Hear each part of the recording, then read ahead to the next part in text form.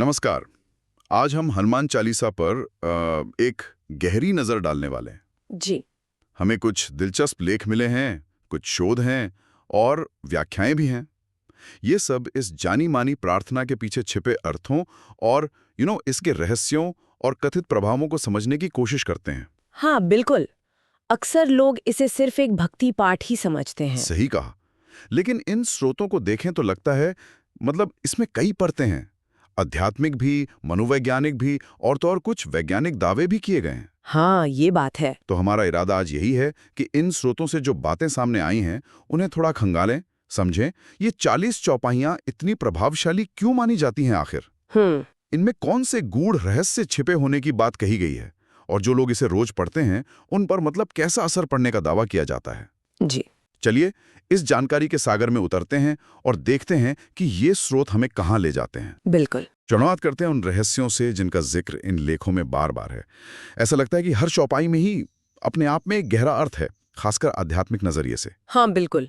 स्रोतों में ये बात बहुत जोर देकर कही गई है कि हनुमान चालीसा सिर्फ ऊपर ऊपर का पाठ नहीं है, इसमें योग और साधना के वो कहते हैं गहरे सिद्धांत बुने हुए हैं। अच्छा, जैसे उदाहरण के लिए वो जो पहला दोहा है, श्री गुरु चरण सरोज रज निज मनु मुकुरु सुधारी। हाँ, तो कुछ व्याख्याएं मानती हैं कि श्री गुरु चरण सरोज सिर्फ गुरु की वंदना नहीं है, ये असल में शरीर के अंदर जो 7 मुख्य ऊर्जा केंद्र हैं, योग में जिन्हें चक्र कहते हैं। हाँ, चक्र, मूलाधार से सहस्रार तक। बिल्कुल, मूलाधार से सहस्रार तक। तो ये उनके जागरण का एक सांकेतिक वर्णन है, ऐसा दावा है। करे मतलब मन रूपी दर्पण को साफ करना और चक्रों का जागरण, ये जुड़ा हुआ है। हाँ, इन स्रोतों के अनुसार मन को साफ करने की प्रक्रिया का संबंध इन ऊर्जा केंद्रों को शुद्ध और सक्रिय करने से जोड़ा गया है। अच्छा, तो ये पंक्तियां एक तरह से मतलब प्रतीकात्मक भाषा में योग साधना का नक्शा जैसी हैं। ये विचार तो काफी गहरा है। तो क्या इसका मतलब ये हुआ कि हर चौपाई में ऐसे ही संकेत छिपे हो सकते हैं? हाँ, इन स्रोतों का तो यही मानना है। वो कहते हैं कि अगर कोई ध्यान से विवेक के साथ इसका अध्ययन करे तो इन 40 चौपाइयों में योग के हजारों तत्व मिल सकते हैं। हजारों तत्व? हाँ, ऐसा दावा किया गया है कि ये सिर्फ काव्य पंक्तियां नहीं हैं, बल्कि साधना के रास्ते पर आगे बढ़ने के लिए गाइड करने वाले सूत्र हैं। आसन, प्राणायाम, ध्यान, यहाँ तक कि कुंडलिनी जागरण तक के संकेत मिलने के दावे किए गए हैं इन व्याख्याओं में। ये तो वाकई मतलब सोचने वाली बात है। अच्छा, और सिर्फ आध्यात्मिक ही नहीं, स्रोतों में एक और चीज का जिक्र है, वो ब्रह्मांडीय रहस्य वाली बात, वो काफी चर्चा में रहती है। 18वीं चौपाई। हाँ, जुग सहस्र योजन पर भानु लील्योताहि मधुर फल जानू। जी, यही, इसको लेकर एक बड़ा दावा किया जाता है ना? हाँ, ये दावा अक्सर सामने आता है और स्रोतों में इसका विश्लेषण भी मिलता है। दावा ये है कि इस चौपाई में पृथ्वी और सूर्य के बीच की दूरी का वो भी बिल्कुल सटीक गणितीय मान छिपा है। गणितीय मान? कैसे? इसके अनुसार जुग, जिसका मतलब एक कालखंड, चारों युगों की अवधि बताने वाला माप है। हाँ। सहस्त्र यानी 1000। हाँ। और योजन, जो प्राचीन भारत में दूरी की एक इकाई थी। हाँ, योजन। तो इन तीनों को जब वैदिक गणना के अनुसार गुणा करते हैं तो जो अंक आता है उसे किलोमीटर में बदलें तो वो पृथ्वी से सूर्य की जो औसत दूरी आज विज्ञान ने नापी है उसके बहुत करीब आता है, आश्चर्यजनक रूप से करीब। अरे वाह, ये तो कमाल का दावा है। मतलब एक भक्ति काव्य में खगोलीय गणना, स्रोत इस पर और क्या कहते हैं? क्या वो योजन का मान या गणना की विधि पर कुछ स्पष्ट करते हैं? स्रोत इस दावे को रखते तो हैं, लेकिन हाँ, योजन के मान को लेकर या गणना की विधि की बारीकियों पर थोड़ी अलग-अलग व्याख्याएं मिलती हैं। कुछ इसे तुलसीदास जी के खगोलीय ज्ञान का सबूत मानते हैं और कुछ इसे बाद की व्याख्या या शायद एक संयोग भी कह सकते हैं। लेकिन जरूरी बात यह है कि स्रोत इस पहलू को हनुमान चालीसा के रहस्यमय आयामों में से एक जरूर मानते हैं। ये दिखाता है कि इसे सिर्फ धार्मिक पाठ से बढ़कर भी देखा गया है। समझ गया। ठीक है, तो आध्यात्मिक और ब्रह्मांडीय रहस्यों के अलावा एक और पहलू था ध्वनि और कंपन का। इसका भी जिक्र है स्रोतों में। बिल्कुल, और ये एक बहुत महत्वपूर्ण पहलू है जिस पर कई स्रोत काफी जोर देते हैं। हनुमान चालीसा की रचना अवधी और संस्कृत मिली-जुली भाषा में है और इसकी एक खास लय है, एक छंद है। हाँ, लय तो है। तो श्रोतों का मानना है कि जब इसे सही उच्चारण और लय के साथ पढ़ा जाता है तो इससे जो ध्वनि तरंगें और कंपन पैदा होते हैं वो सिर्फ कानों तक नहीं रहते, वो शरीर और मन पर बहुत सूक्ष्म स्तर पर असर डालते हैं। अच्छा, किस तरह का असर? इन कंपनों को ध्यान की स्थिति को गहरा करने, मन को एकाग्र करने और चित्त की शुद्धि में सहायक माना गया है। मतलब ये एक तरह से ध्वनि स्नान या साउंड हीलिंग जैसा अनुभव हो सकता है और इसके गहरे मनोवैज्ञानिक और शायद शारीरिक प्रभाव भी हो सकते हैं, ऐसा इन लेखों का मत है। ध्वनि कंपन से चित्त शुद्धि और ध्यान में मदद, ये कनेक्शन तो दिलचस्प है। तो ये तो हुए कुछ रहस्य जिनकी बात स्रोत करते हैं जी। अब आते हैं इसके कथित प्रभावों पर। सबसे आम धारणा जो सुनने में आती है और जिसका जिक्र इन स्रोतों में भी है वो है मानसिक शांति और शक्ति मिलना। हाँ, ये शायद सबसे ज्यादा अनुभव किया जाने वाला और बताया जाने वाला प्रभाव है। स्रोत दावा करते हैं कि हनुमान चालीसा का नियमित पाठ डर, चिंता, तनाव, घबराहट इन जैसी नकारात्मक मानसिक अवस्थाओं को कम करने में मदद करता है। और इसके पीछे एक संभावित वैज्ञानिक तर्क भी देने की कोशिश की गई है। वो क्या इसका संबंध उन ध्वनि कंपनों से है जिनकी बात हम कर रहे थे अभी? संभवतः कुछ स्रोत आधुनिक न्यूरोसाइंस का हवाला देते हुए बताते हैं कि लयबद्ध मंत्रोच्चार या पाठ जो होता है वो मस्तिष्क की तरंगों को प्रभावित कर सकता है। मस्तिष्क की तरंगें? हाँ, खासतौर पर ये अल्फा तरंगों को बढ़ा सकता है, अल्फा वेव्स। अल्फा वेव्स, हाँ सुना है। ये शांत अवस्था से जुड़ी हैं। बिल्कुल, अल्फा तरंगे दिमाग की वो स्थितियां हैं जो आमतौर पर तब दिखती हैं जब व्यक्ति शांत हो, आरामदायक महसूस कर रहा हो या ध्यान की हल्की अवस्था में हो। तो स्रोतों का अनुमान ये है कि चालीसा का पाठ मस्तिष्क को इसी शांत और ग्रहणशील अवस्था में लाने में मदद करता है। इससे मानसिक शांति महसूस होती है और सकारात्मकता बढ़ती है। अच्छा, अल्फा तरंगे यानी मन की शांत अवस्था, ये एक समझने लायक कनेक्शन लगता है। और आत्मविश्वास पर इसके असर के बारे में स्रोत क्या कहते हैं? हनुमान जी को तो बल और बुद्धि का प्रतीक माना ही जाता है। बिल्कुल, शास्त्रों में और लोकमानस में भी हनुमान जी बल, बुद्धि, विद्या, निर्भयता और सेवा के प्रतीक हैं। स्रोत बताते हैं कि जब कोई व्यक्ति हनुमान चालीसा का पाठ करता है तो वो मानसिक और भावनात्मक रूप से इन गुणों के साथ जुड़ता है। ये सिर्फ शब्दों को दोहराना नहीं है बल्कि उन आदर्शों का आह्वान है। तो ऐसा माना जाता है कि इससे व्यक्ति के अंदर जो सोई हुई शक्ति है वो जागती है, उसका आत्मबल बढ़ता है। हाँ। और वो जीवन की चुनौतियों का सामना करने के लिए ज्यादा सक्षम महसूस करता है। ये एक तरह का आप कह सकती हैं मनोवैज्ञानिक सशक्तिकरण है। व्यक्ति अपनी आंतरिक शक्ति के स्रोत से जुड़ता है। मनोवैज्ञानिक सशक्तिकरण, ये एक महत्वपूर्ण बिंदु है। इसके अलावा एक और पहलू है जो इन स्रोतों में बहुत प्रमुखता से उभारा गया है, वो है नकारात्मक ऊर्जा और भय से सुरक्षा। हाँ, ये तो बहुत सुनने में आता है। इसे अक्सर तंत्र मंत्र बाधा, बुरी नजर या भूत प्रेत जैसी अदृश्य शक्तियों से बचाव का उपाय बताया जाता है। हाँ, ये पारंपरिक मान्यताओं का एक बहुत मजबूत हिस्सा है और स्रोतों में इसका काफी वर्णन मिलता है।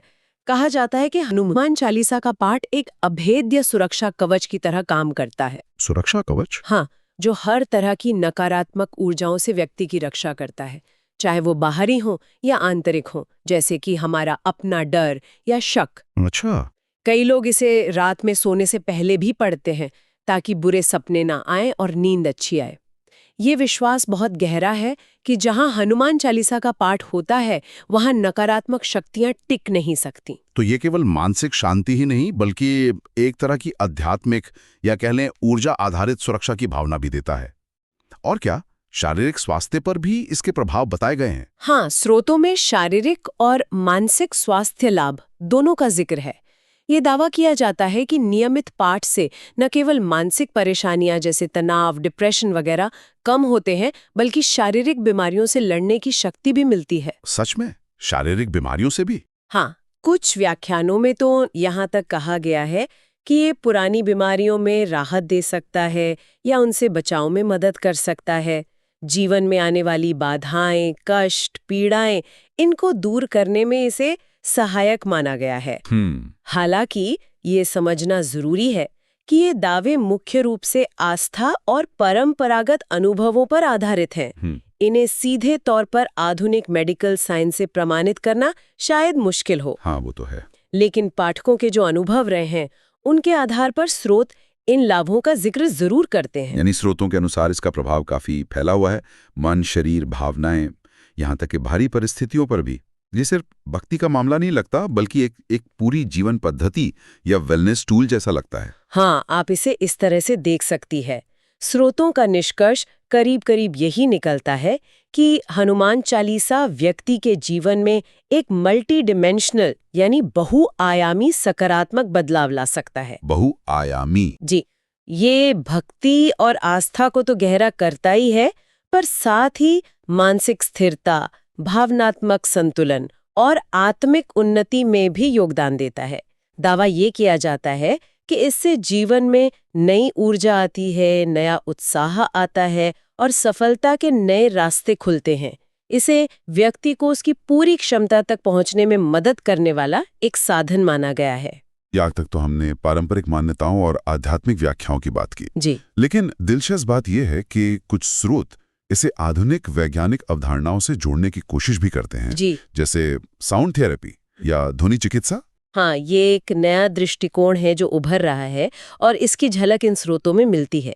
कुछ लेख आधुनिक शोध का हवाला देते हुए ये तर्क देते हैं कि हनुमान चालीसा का जो लयबद्ध, संगीतमय और एकाग्रता से पाठ किया जाता है, हाँ, वो एक तरह की सकारात्मक ध्वनि चिकित्सा की तरह काम कर सकता है। जैसे संगीत सुनने से मूड बदलता है ना, हाँ बिल्कुल, वैसे ही इस खास पाठ की ध्वनि तरंगें और लय दिमाग और नर्वस सिस्टम पर असर डाल सकती हैं। ये कैसे काम कर सकता है? क्या स्रोत इसके पीछे कोई संभावित वैज्ञानिक क्रियाविधि, मतलब कोई मैकेनिज्म बताते हैं? स्रोत कुछ संभावित क्षेत्रों की ओर इशारा करते हैं।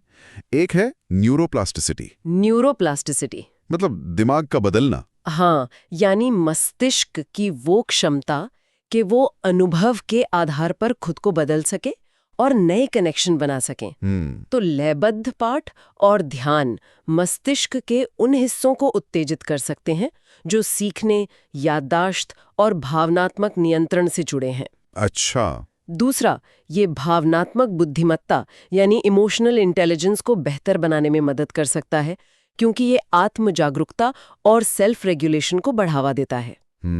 और तीसरा, जैसा हमने पहले भी जिक्र किया, ये सीधे तौर पर मनोदशा यानी मूड को प्रभावित कर सकता है, संभवतः न्यूरोट्रांसमीटर जैसे सेरोटोनिन या डोपामाइन के स्तर को संतुलित करके।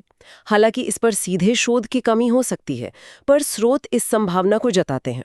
और क्या छात्रों या कामकाजी लोगों के लिए भी इसके कुछ खास फायदे बताए गए हैं, जैसे एकाग्रता या याददाश्त बढ़ाने में? हाँ, स्रोतों में इसका भी उल्लेख है। माना जाता है कि नियमित पाठ से ध्यान केंद्रित करने की क्षमता यानी फोकस और स्मरण शक्ति यानी मेमोरी, इसमें सुधार हो सकता है। वो कैसे?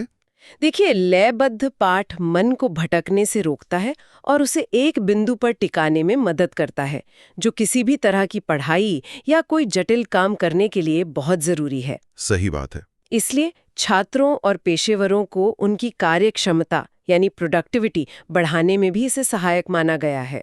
ये दिमाग को शांत और व्यवस्थित रखने का एक तरीका हो सकता है। इन वैज्ञानिक दृष्टिकोणों के अलावा स्रोतों में पापनाश और कर्म शुद्धि का भी एक पहलू आता है। इसका क्या मतलब है?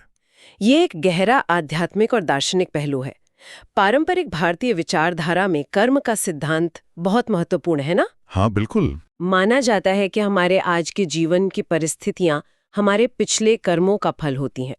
स्रोत बताते हैं कि हनुमान चालीसा का श्रद्धापूर्वक पाठ जाने अनजाने में किए गए बुरे कर्मों या पापों के प्रभाव को कम कर सकता है या उनसे मुक्ति दिला सकता है। अच्छा, कर्मों के प्रभाव को कम करना? हाँ, ये एक तरह की आध्यात्मिक शुद्धि की प्रक्रिया है, जिससे व्यक्ति का कर्म खाता साफ होता है और जीवन में सकारात्मकता और सुगमता आती है, ऐसा माना जाता है।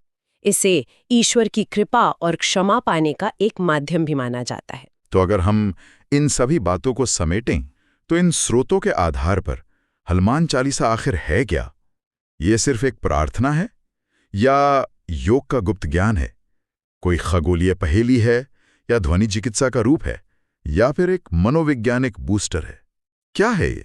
देखिए, अगर हम स्रोतों को समग्र रूप से देखें तो ये इन सबका एक अनूठा मिश्रण सा लगता है। ये निश्चित रूप से आस्था और भक्ति का एक बहुत शक्तिशाली प्रतीक है, इसमें कोई शक नहीं।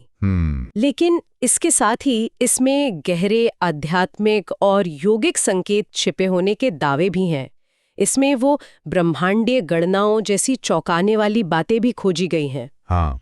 इसके पाठ से जो ध्वनि और कंपन पैदा होते हैं, उनके प्रभावों को मनोवैज्ञानिक और यहाँ तक कि न्यूरोसाइंटिफिक नजरिए से भी समझने की कोशिश की जा रही है। तो स्रोत इसे एक बहुआयामी रचना के रूप में पेश करते हैं, जिसके प्रभाव व्यक्ति के मानसिक, भावनात्मक, शारीरिक और आध्यात्मिक मतलब सभी स्तरों पर पड़ सकते हैं। वाकई इन स्रोतों की पड़ताल से ये तो साफ है कि हनुमान चालीसा को कई अलग अलग नजरियों से देखा गया है, समझा गया है।